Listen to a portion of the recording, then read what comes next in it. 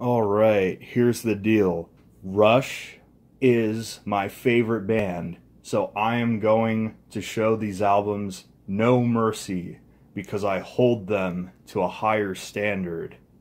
We're going to start this tier list off going in chronological order, of course, and that means starting with their self-titled debut, Rush, which I'm going to put in the B tier because it's just on the surface a classic rock album, like a hard rock album you'd expect from the early 70s, like Black Sabbath meets Zeppelin. But I still think Rush shows promise here, and they still have elements that set them apart from the competition. Like, you have Geddy's crazy voice, of course. His bass playing is good. Like, it's not, like, bad or anything, but it's just starting with Fly By Night. Geddy really kicks his bass playing up a notch. He really takes it to the next level. And on the self-titled debut album, it's just not quite on par with the rest of Rush's discography. Alex's guitar playing is good. It's not insane or amazing or anything. I don't think Alex is like a crazy guitarist, but like he comes up with some unorthodox chords and like chord progressions and creative ideas, and some of his solos, he goes a little too far sometimes, but sometimes he really makes his crazy style work. But here he just kind of sounds like he's trying to sound like Tony Iommi or Jimmy Page. Like, again, the guitar playing is good, it's just not anything like really crazy. And then this is the only album where John Rutsey's the drummer, and his drumming is fine. It sounds good. Like, I don't think John Rutsey's a bad drummer by any means. He just kind of keeps it basic, but like he's high energy and he hits hard and he gives the album a good sound. My big criticism with this album is pretty much that half the tracks feel like filler tracks. Like Finding My Way's good song, In the Mood, Working Man's a strong album closer. What You're Doing is alright, very, very Zeppelin-y. I can see why people mistook Rush for Zeppelin way back in the day, especially that song. But like, Here Again is just way too long. They could have easily shaved like 2 minutes off the track and it would have had the same effect. And the other songs are just really blah. But for what it is, it shows that they were destined for greater things. And I think that potential is apparent on this album. Next we have Fly By Night, the first album with Neil Peart. And as Alex and Geddy say, he sounds like John Bonham and Keith Moon playing at the same time. And by modern standards, his drumming might not be too insane, but by 1975 standards, this was really impressive stuff. And you can tell this album is when they really took a left turn and really changed up their sound and really started to go prog. They still retained that hard rock edge from their first album, but you can tell they're experimenting with weird time signatures, starting to get a little more virtuosic. Like I mentioned before with the last album, Geddy's bass playing. This album is where Geddy's bass playing, I think, really gets kicked up a notch, and he really starts playing crazy here. And overall, I think this album is a notable step up from the debut album. You got Anthem, great song. By Torn the Snow Dog, great song. Beneath, Between, and Behind, I think, is a pretty underrated song. Fly By Night, great song. There's some weaker tracks, like Rivendell is just, like, really lame, and I don't... I know there's a lot of people who like In the End, but for me, I don't know, it doesn't really butter my croissant. It doesn't really do it for me. But overall, I think Fly By Night is a marketable step up from the self-titled debut, and I'm going to give it A tier. Then we have Caress of Steel, which... this might be an unpopular opinion, but I'm going to put Caress of Steel all the way up in B tier. Now, when I was younger, I didn't think this album was, like, super great. I thought it was just overall kind of average. Like, there's highs and there's lows, and at the time I thought it just kind of canceled out to it being kind of meh. But over time, I've actually grown to appreciate this album more and more. Like, if you go back on my channel, if I haven't made them unlisted or private yet, I tried covering a bunch of songs from this album on bass, and like Bastille Day, great song. Lakeside Park, I didn't really like it the first time, but now it's grown on me. The Necromancer, I think, is a really great song, very great example of early prog metal, if you want to call it that. Like, fundamentally, the song is kind of conceptually basic, but you know, it works, and the transition between the different sections of the song is a lot smoother than on Fountain of Lamneth. And the Fountain of Lamneth, I think, is a track that would have been better off just being split up into 6 separate tracks and just have the 6 tracks comprise a basic concept, because as a single 19-minute song, it's not super cohesive. Like, there is a central theme there, but it's it just would have worked better as separate tracks. Like, No One at the Bridge, I think, is criminally underrated, and if that was its own track, I think they would have been performing that live at their shows for a long time. And, like, on the downside, you have I Think I'm Going Bald, which is so dumb. It's so bad. It's one of the worst songs Rush ever did, and, like, who thought that was a good idea? That this song is just dumb. But, you know, I think Caress of Steel gets an unnecessary amount of hate, and I think there's a lot to appreciate on it, even though it is a tad messy. Next, we have 2112. This is my introduction to Rush when I first heard them back when I was in 7th grade, and it just blew me away. Like, I listened to the title track, and I'm like, holy crap, like, the guitars sound awesome, the drumming sounds awesome, the bass playing is awesome, and the vocals are just insane. Like, this guy is just, like, singing like his head's about to explode. And 2112 is a much more coherent 20-minute song than the Fountain of Lamneth, and on top of that, it's just harder and heavier, and it just slaps.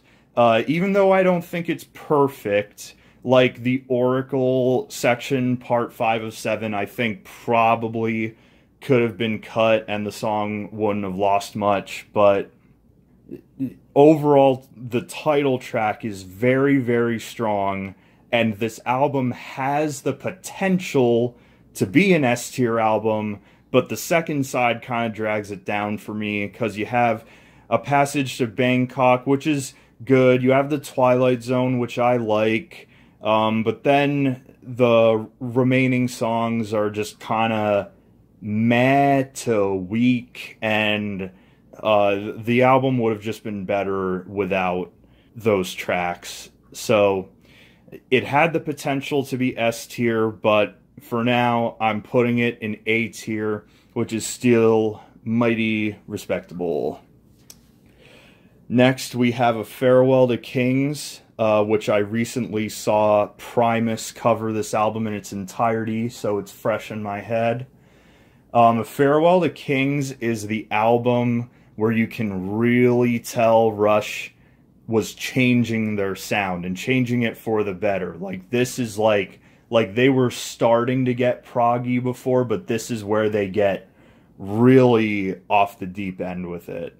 And there's so many great tracks on this album. Like Xanadu is an absolute banger. Closer to the Heart, absolute banger. Cygnus X1, banger.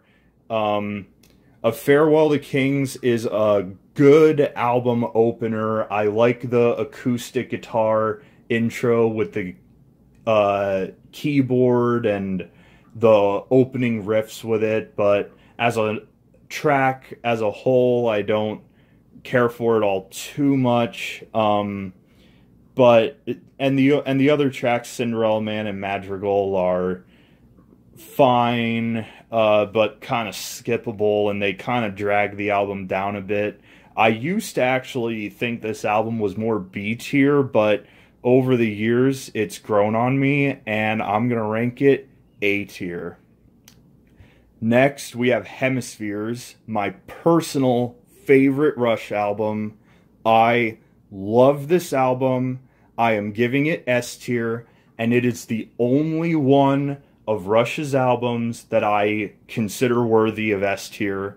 And the reason is because every single Rush album, there's at least one weak track or at least one skippable track that kind of disrupts the flow of the album and just makes it not as enjoyable to listen to.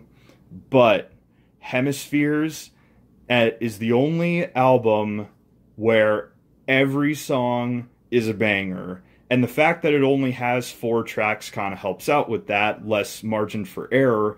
But still, it's no nonsense, just 36 minutes of awesome late 70s progressive hard rock.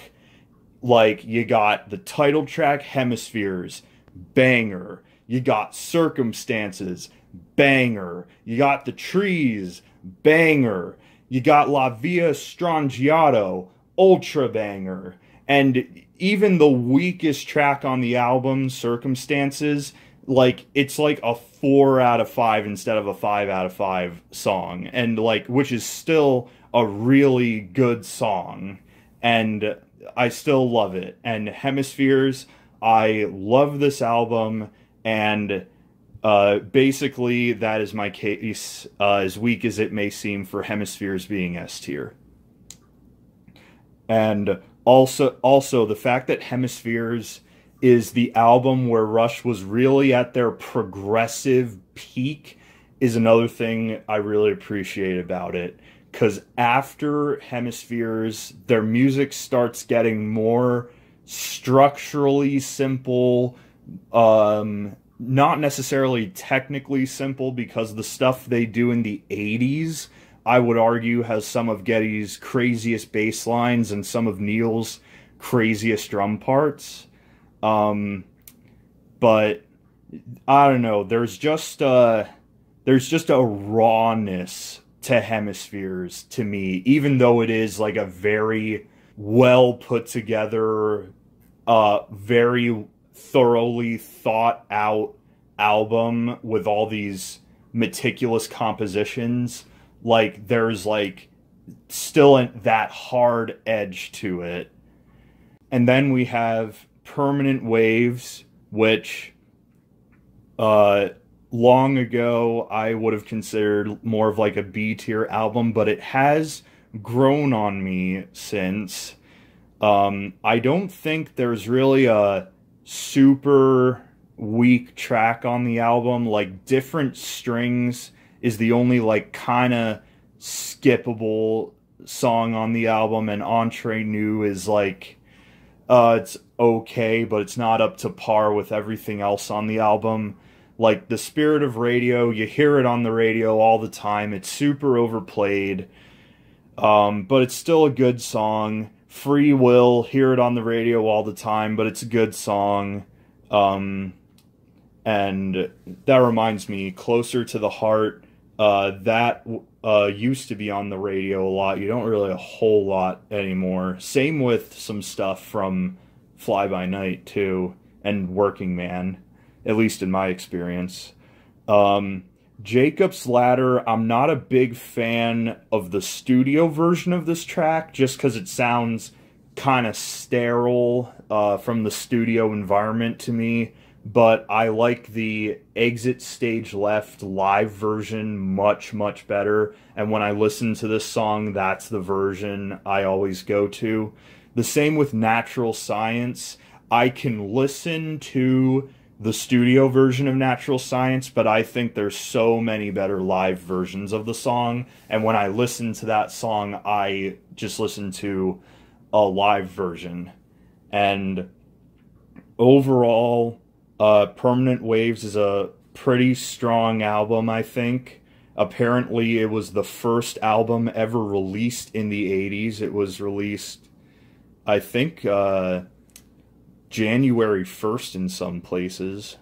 So, it goes A tier. And now we have the Mac Daddy Moving Pictures, which... this is going to be a controversial opinion, guys, but Moving Pictures is not an S-tier album, it's an A-tier album. And I'm going to tell you why I don't think it's Rush's best work. Or at least not their most consistent. Because, running down the track list, we got Tom Sawyer, which I think is one of Rush's most overrated songs. Like, it's not a bad song, it's a good song. But, like, you hear it on the radio all the time. You hear it in movies and in pop culture all the time. And, like, what is it about this song in particular that just draws everyone to it? And it's not, like, a particularly accessible song either. Like, it's not, like, the most radio-friendly song ever. Like...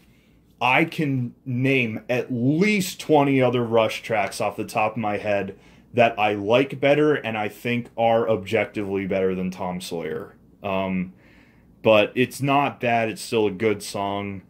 Red Barchetta, I like the lyrical imagery it invokes. Instrumentally, it's a little weird. The progressions are kind of off the wall and spacey. But still a good song. YYZ is a banger. I used to hear that on the radio a lot too, but not so much anymore. And like amazing bass work, amazing drumming, amazing guitar work. Like there's a reason it's considered one of the best rock instrumentals ever. Limelight, I think, might be Rush's like objectively best song. It's so powerful to me. Like that song really like gives me goosebumps every time I hear it, and it's just so great. And just like I love it lyrically, I love it musically, especially the second half. Like after the second chorus, you have the start of the solo and how it builds and builds and builds, and it's an unorthodox solo, but it's really emotional, and how it builds into the third chorus, and then there's this big climax at the end, and I just love that song. But then the second half of the album, side 2, is where it kind of falls apart. Like, you have the Camera Eye, which is good, if not a little long. You have Witch Hunt, which is kind of a cheesy song to me, at least like visually. Like if I visualize the lyrics, it's just kind of a cheesy, and it's kind of cheesy instrumentally too, I think. It's not bad, it's fine. And then the closing track is Vital Signs, which is just kind of this weird synthy track. It has this cool bass line that I like, but other than that, it's just kind of foreshadowing of their later 80s work, which I personally am not a huge fan of. So into A tier, Moving Pictures goes. What a run of albums. Look at that. Too bad it's all downhill from here. Next we have Signals, which is their first like really 80s sounding album. Or at least there's still that Moving Pictures permanent wave sound in there, but the synths are definitely creeping in more.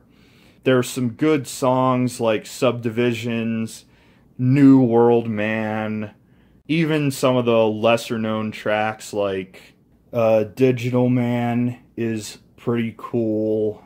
Countdown is a little cheesy, but kind of heartfelt and a decent closer to the album.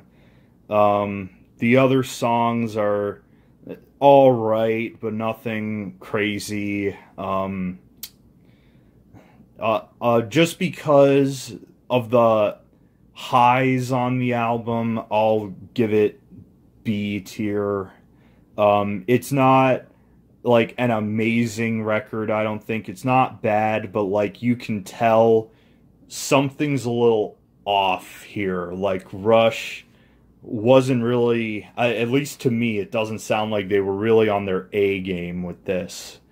And then they go further down the rabbit hole of synths with Grace Under Pressure, and this is where like they go full-blown 80s synth rock, and I don't really care for this album very much. Like I'm just looking at the track list, and like Distant Early Warning is like the only good song that I really like and consistently find myself coming back to and revisiting.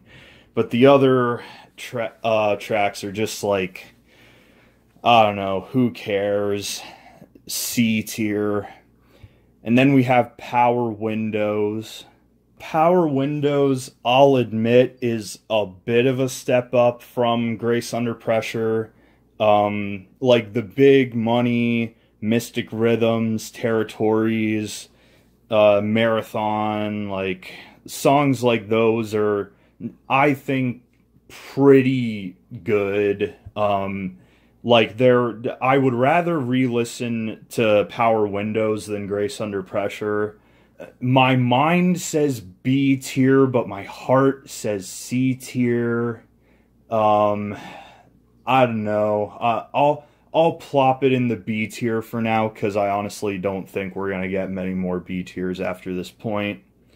Actually, I stand corrected. Hold Your Fire is next. And you know what? I think Hold Your Fire kind of gets an unnecessary amount of hate, because people are like, oh, this is really lame. It's like Rush's worst album, and like at least I hear that about this album, and I don't think that's true at all. Like you got Force 10, Time Stand Still. I love Time Stand Still. Time Stand Still is one of my favorite Rush songs. Tai Shan, I think it was Geddy Lee who said Tai Shan was Rush's worst track. And like, yeah, the lyrics are really cheesy, but other than that, I don't think Tai Shan is that bad. I don't know, this could just be me being a contrarian, but I think Hold Your Fire gets too much hate, and I'm gonna put it in B tier. Presto and Roll the Bones, I'm gonna plop both of these in D tier, cause who cares about these albums? Like, I think these two albums were kind of Rush's low point. Like, Presto, I like the pass. I like the opening riffs on the title track, but other than that, it's just like there's no other tracks I find myself coming back to.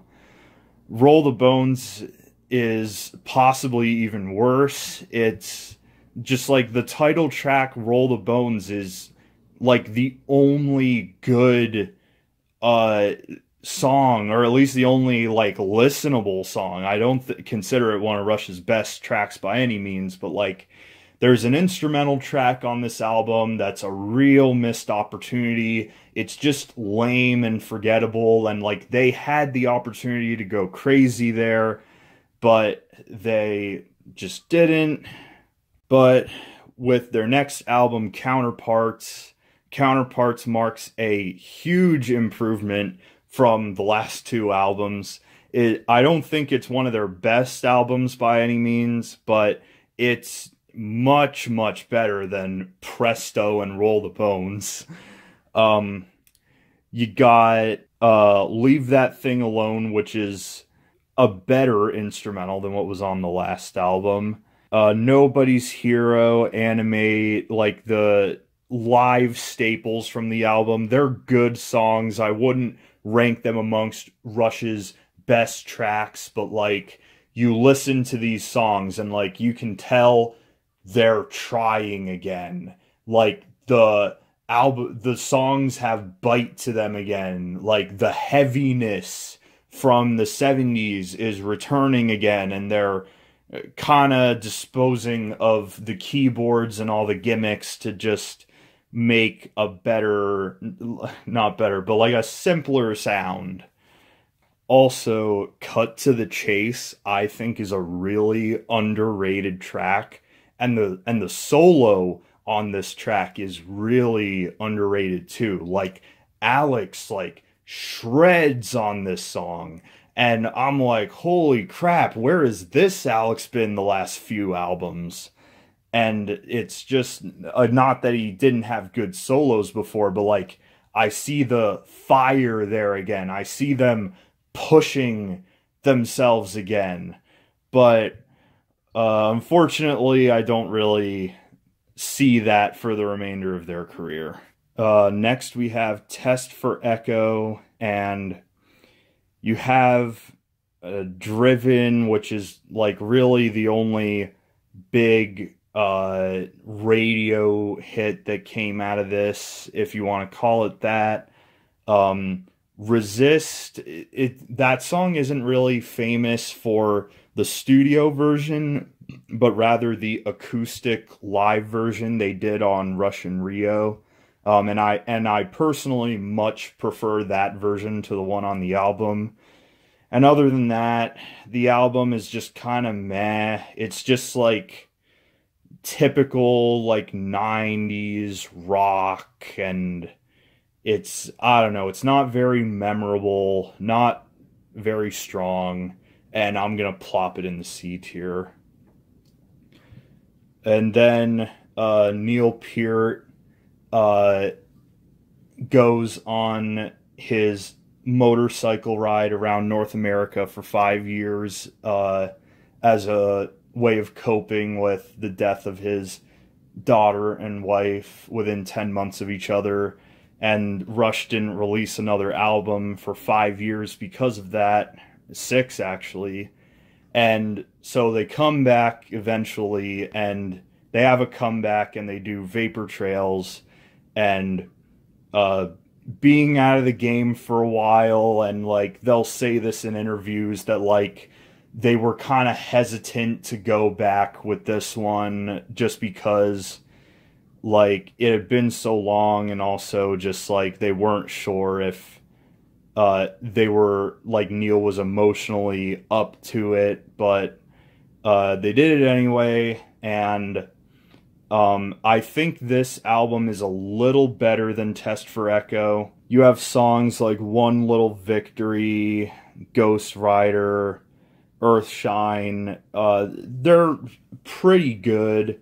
But the rest of the tracks are just kind of filler, and again, nothing super memorable there. And again, they were just kind of taking baby steps with this album, so I won't hate on it too much, but still I'm gonna plop it in the C tier. And then another 5 years later, they did Snakes and Arrows, which it's fine. It's nothing crazy. Snakes and Arrows, I think, had potential, but again, a lot of the songs are just pretty, I don't want to say mainstream rock, but they're just kind of playing it safe. Like, there's 3 instrumental tracks on this album. I believe it's the first Rush album with multiple instrumental tracks, and none of them are like super memorable or great, and I think they were a real missed opportunity. Far Cry is a pretty good song, but other than that, a lot of the tracks are just kind of forgettable to me. So again, I'm going to plop this in C tier. And finally, another 5 years later, we have their last studio album, Clockwork Angels, and they tried making a concept album with this, and you can tell they tried more with this than they did with like their last several releases. Like Caravan is a good song. I remember hearing it on the radio a lot when it first came out. BU2B is a good song. The Wreckers and Headlong Flight, I think, are kind of underrated. But other than that, it's not as strong as when they were in their prime. It's better than a lot of their more recent stuff, but in my opinion, they just kind of didn't really realize their full potential with it. But still, to recognize the album's achievements, I'm going to plop it in B tier. So yeah, those are my thoughts on Rush's mainline studio albums. And overall, my thoughts on Rush are, Rush is a band that was at their best when they pushed themselves. And like, you see all the S and A tier albums, and even the B tier albums, most of them were all done in their earlier years when they were really pushing their limits, both technically and structurally, and in terms of songwriting and experimenting with their sound. And I forget who said it in the Rush Beyond the Lighted Stage documentary, but someone said Rush middle of the road is still someone else's left field. And that's kind of why I don't like Rush's later stuff as much. I feel like they got complacent and they just kind of made stuff that arguably anybody else, or at least someone else, could make, and they didn't really have that distinct a sound anymore. And most of my favorite bands are bands that have a distinct sound where no one else sounds like them. Because, like, otherwise, at least in my opinion, why even bother? So, yeah, those are my thoughts on Rush. If you're heavily opposed to any of my opinions, feel free to let me know in the comments below.